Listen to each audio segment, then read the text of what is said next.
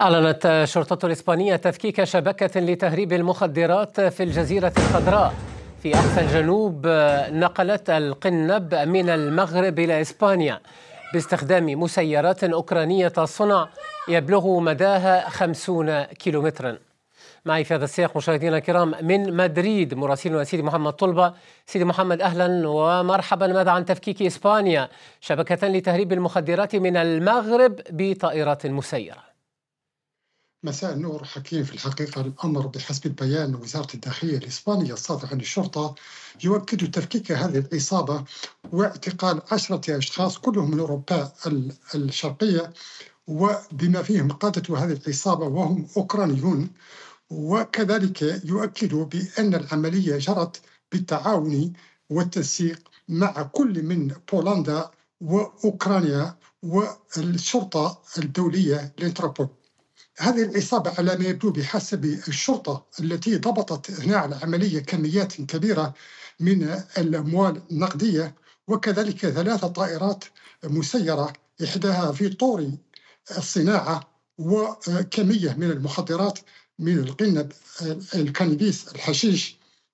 وقالت بأن هذه العصابة كانت تستخدم مسيرات كما قلت مداها نحو 50 كيلومتر، وقادرة على حمل 10 كيلوغرام، بين 10 و20 كما قالوا كيلوغرام كشحنة. وكانت هذه الطائرات بما أن مداها طويل لا تضطر للهبوط في إسبانيا، بل تلقي شحنتها أو حملتها وتعود أدراجها إلى المغرب.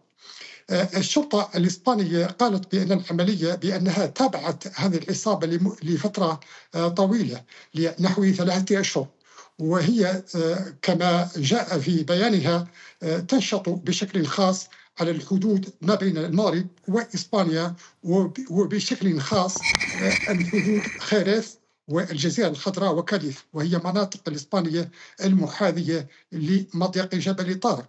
الشرطة كذلك أكدت في بيانها هذا بأن هذه ليست العملية الأولى التي يتم فيها ضبط عصابة تستخدم مسيرات. قبل ذلك سنة 2022 تم ضبط عصابة كانت تستخدم مسيرات، لنقول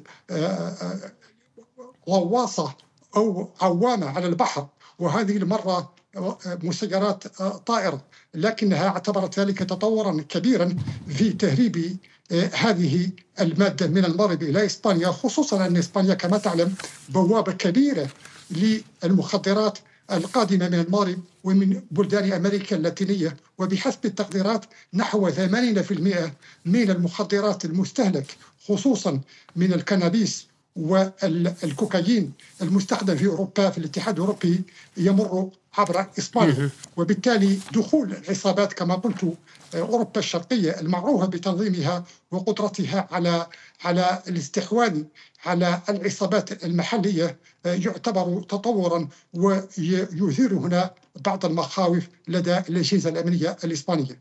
لك جزيل الشكر على كل هذه التفاصيل من مدريد مراسلنا سيدي محمد طلبة. دائما